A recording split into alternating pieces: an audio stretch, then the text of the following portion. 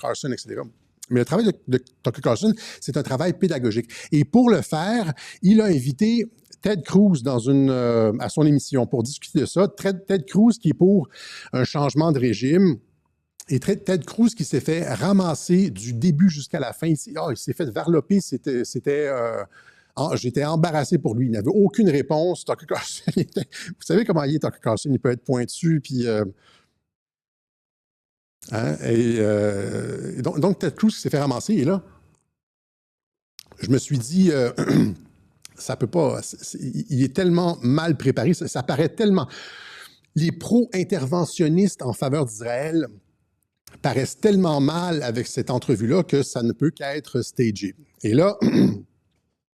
là, c'est ça. Donc, je pense évidemment que Ted Cruz est allé sur l'émission de Tucker Carlson à la demande de Donald Trump pour produire une émission qui va aller dans le sens de cette éducation du public américain de on doit comme laisser Israël faire ses affaires, puis nous autres, on s'occupe de nos trucs, etc., etc. Pourquoi je dis que Cruz a écouté Donald Trump?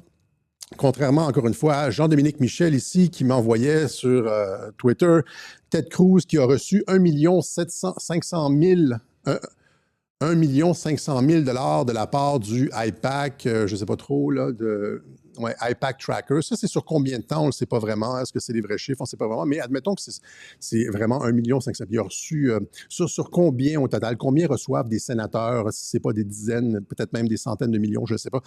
1 500 000, ça pourrait être petit. Je ne sais pas, je n'ai pas d'éléments de comparaison, mais on peut se questionner. Et là, c'est comme si... Et il y a beaucoup de personnes qui ont répondu à mon truc en disant, Alexis... ils ne sont pas polis comme ça. Ils disent Cossette, ah ouais, Cossette, hein, c'est et tous ces et l'IPAC qui finance le Congrès américain, et là, ils ne comprennent pas comment ça fonctionne. OK? Premièrement, comme si tu finances des congressistes, ça veut pas dire que ça veut dire que tu as de l'influence, pas du contrôle. Okay? Il y a une différence entre de l'influence et du contrôle, et le contrôle, ils ne l'ont pas. Et je vais vous dire pourquoi Cruz est allé se faire ramasser volontairement sur l'émission de Tucker Carlson. Il faut remonter à 2016. Moi, j'étais là en 2016.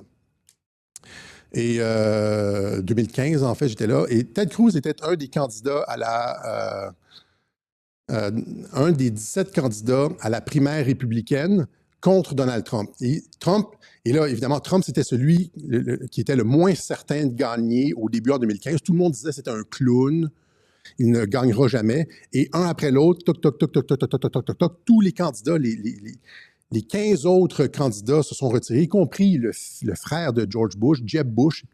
Il a mangé la raclée, il est parti. Il restait Trump et Ted Cruz. Et après, je ne me rappelle plus, je pense que c'est un Super Tuesday ou quelque chose comme ça, ou un peu après le Super Tuesday. Et là, on se disait, Ted Cruz n'abandonnera jamais, c'est le candidat de l'État profond, c'est le candidat de... Et tout d'un coup, surprise, Ted Cruz to drop out of presidential race, Ted Cruz qui sort de qui abandonne la course à la présidence. Il y avait publiquement des allégations d'infidélité qui couraient sur lui dans les médias. Il avait trompé sa femme, etc., etc. Mais en coulisses, il y avait des allégations. En fait, ce qu'on retrouvait sur les forums comme 8chan et sur l'Internet en coulisses, c'est que le père de Ted Cruz était impliqué dans l'assassinat de JFK. Et vous allez trouver, si vous cherchez là-dessus, vous googlez ça, vous allez pouvoir trouver plusieurs sources ici, dont celui-là ici, University of Georgia School of Law, hein, l'Université de la Georgie, école de droit. Récemment, des accusations ont été faites contre Rafael Cruz, le père du du candidat à la présidence des États-Unis, Ted Cruz, en alléguant qu'en 1963, le paternel accompagnait Lee Harvey Oswald, des connexions avec Lee Harvey Oswald, etc., etc. This article explored the truth to these allegations. Okay? Ça, c'est juste un petit exemple comme ça. Et donc, Ted Cruz, ne pouvant pas... C'est ça qui est sorti à l'époque, c'est qu'il ne pouvait pas... L'implication de son père, vérifiable, vérifiable dans la tentative d'assassinat avec JFK, contre JFK, allait sortir. Et c'est pour ça que, contre toute attente, Cruz a débarqué de la course. Et là dites-vous là, maintenant, Ted Cruz est sénateur depuis ce temps-là. Et qui contrôle Ted Cruz? Est-ce que c'est celui qui lui donne de l'argent ou c'est celui qui le tient par les couilles avec l'information à l'effet que son père est dans toute cette histoire d'assassinat de JFK, c'est-à-dire Trump? Who's your daddy?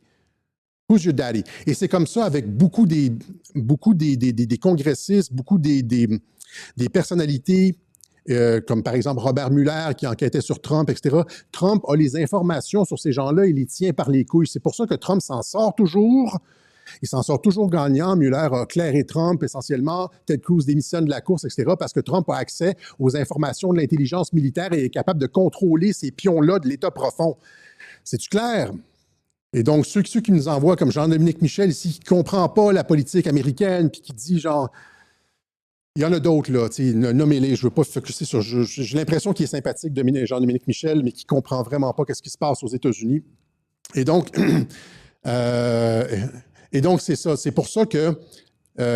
mais évidemment, il faut garder les apparences. C'est-à-dire que si tu contrôles quelqu'un comme Ted Cruz, tu veux pas qu'il soit compromis. Tu veux qu'il ait l'air du gars pro-Israël ou comme même des fois, même anti-Trump. C'est ça de l'opposition contrôlée, de la fausse chicane. Tu veux que... Mais au moment où est-ce que tu as besoin de lui, comme Lindsey Graham, c'est la même chose. Je pense que Lindsey Graham, il est aussi contrôlé, même si apparemment c'est un faucon, mais il est contrôlé de la même façon que Ted Cruz. Il fait le jeu de Trump. Je me rappelle de sa discussion avec Brett Kavanaugh lors de la nomination de Brett Kavanaugh à la Cour suprême, où est-ce qu'il parlait justement du droit contre les combattants ennemis, etc. Il y a plein d'exemples avec Lindsey Graham qui montrent qu'il est effectivement contrôlé par Trump. Quand je dis contrôlé par Trump, c'est-à-dire que c'est pas contrôlé à 100%, mais c'est-à-dire que Trump a des informations sur lui qui font en sorte que Lindsey Graham ne veut pas se retrouver comme John McCain, puis qui va, quand Trump lui dit quelque chose, il va obtempérer. OK? Donc,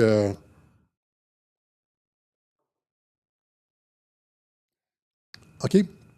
Donc, c'est comme ça. Donc, quand Trump lui demande d'aller, déjà une demi-heure, je pensais faire une demi-heure. Déjà, quand Trump lui demande d'aller chez Tucker Carlson se faire ramasser, ben Cruz obtempère. Il va chez Tucker Carlson, il arrive là pas préparé.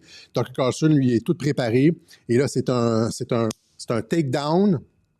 Et ça éduque la base américaine sur le fait que, sur la base républicaine, sur le fait que Israël doit se démerder maintenant. C'est de la pédagogie et Trump en fait beaucoup de pédagogie. J'ai montré ça aussi. Et donc, les exemples de fausses chicanes pour les nouveaux, là, c'est ça ici. J'explique, je fais un résumé. En 2019, j'ai fait un résumé dans Trumpologie 102, mais ça a continué depuis. Les fausses chicanes entre ces deux ministres de la Justice, Jeff Sessions et Bill Barr, fausse chicane avec Kanye West, j'en parle dans Trumpologie 102, fausse chicane avec Omarosa Manigault, fausse chicane avec Steve Bannon, ça c'était la première, fausse chicane avec Mike Pence, fausse chicane avec ses deux généraux, Mattis et Kelly, qui étaient ses plus proches alliés, mais on nous fait croire qu'ils étaient ennemis. Fausse chicane avec Ron DeSantis. Rappelez-vous comment ça bardait durant la primaire. Puis là, les gens me disaient, non, Alexis, tu joues gros là-dessus. J'entends toujours les mêmes choses. Là. Tu risques gros, Alexis. On verra, etc. Finalement, à la fin, c'est comme DeSantis plie bagage. Et puis Trump dit, dans ce cas-là, la chicane est terminée, puis les deux s'entendent bien, puis on va oublier les mots durs, comme avec Tucker Carlson, comme avec Elon Musk, etc. Et ça, c'est sans compter, j'ai parlé, c'est ça, de Robert Mueller qui était contrôlé. Il y a j'ai jamais abordé le sujet, mais il y a fort probablement Nancy Pelosi et Chuck Schumer pour différentes raisons qui sont exactement parce qu'ils sont l'information compromettante sur ces gens-là est disponible à la branche exécutive, celle de Donald Trump et à l'intelligence militaire. Et c'est sans compter aussi toutes les stratégies de l'administration Trump qui fait en sorte qu'ils invitent des écrivains à la Maison-Blanche et là, il leur coule des ragots sur Trump. Trump et Citre, c'est ce qu'ils avaient fait avec Bannon et Trump. Là. Il leur coule des fausses rumeurs. Et là, après ça, ces gens-là, ces journalistes de pacotille, ils vont écrire ça dans leurs livres. Et puis après ça, quand ils font la tournée des talk shows, on leur demande quelles sont tes sources. Puis là, c'est une source qui m'a dit que quelqu'un m'avait dit que quelqu'un lui a dit que de troisième main, rien, pas de... Même chose avec Bob Woodward, celui qui a créé, qui a gagné un Pulitzer pour le scandale du Watergate. Il a écrit un livre sur Trump, Fear. Ils ont fait exactement la même chose qu'avec Fire and Fury. Ils l'ont invité à la Maison-Blanche avec un accès total. Puis là, tout le monde lui soufflait comme des fausses rumeurs, tu sais. De sorte. Et là, Trump était sur le bord d'être destitué. Je me rappelle Charles-Philippe David, la chaire Raoul Dandurand, l'étude stratégique et diplomatique, qui est allé à Tout le monde en parle dire Trump est dans l'eau chaude, Trump est sur le bord d'être destitué. Mais c'est ça, j'en ai parlé dans Trumpologie 102, et donc c'est un pattern qui est établi depuis longtemps. Je vous montre un petit clip de Trumpologie 102, je l'ai coupé pour qu'il soit petit, et où est-ce qu'on explique tout ça. Donc tout ça, c'est connu depuis 2019, 2018, depuis 7 ans, c'est connu. Il va falloir que les YouTubers commencent à arriver en ville, comme on dit au Québec. Il a fait une deuxième chose, Trump, c'est qu'il s'est arrangé pour présenter aux médias et à l'État profond l'image d'une présidence chaotique qui allait mal, alors que tous ses collaborateurs le quittaient, le critiquaient et qu'il était toujours sur le point d'être destitué. Alors, on va voir dans le segment qui suit de quelle façon Trump s'est arrangé pour créer des fausses chicanes alors qu'il contrôlait totalement le jeu médiatique. Il a également utilisé le principe d'opposition contrôlée avec un ensemble de membres de son administration afin de satisfaire l'appétit des médias pour la controverse. Ils font dans les nouvelles tabloïdes de chicanes entre le président et son administration, des chicanes qui sont manufacturées pour la galerie par un président Trump qui a appris à se servir des médias, notamment à travers différentes émissions de télévision qu'il a présenté, la lutte, la WWE, The Apprentice, etc. Donc, il sait comment produire un spectacle pour les médias. Oui, je parais plus jeune, mais c'est parce que depuis que je suis avec l'administration Trump, genre, je reçois ma dose d'adrénochrome à chaque semaine. Non, c'est plein de choses. Un jour, une fois, je vous expliquais toutes mes petites coquetteries. Si je vous disais tout ce que je fais, là, genre pour me maintenir, là, vous trouveriez que j'ai pas d'allure, et donc je pourrais faire des vidéos TikTok, là, genre comme les influenceuses, là, les petites crèmes coréennes puis tout.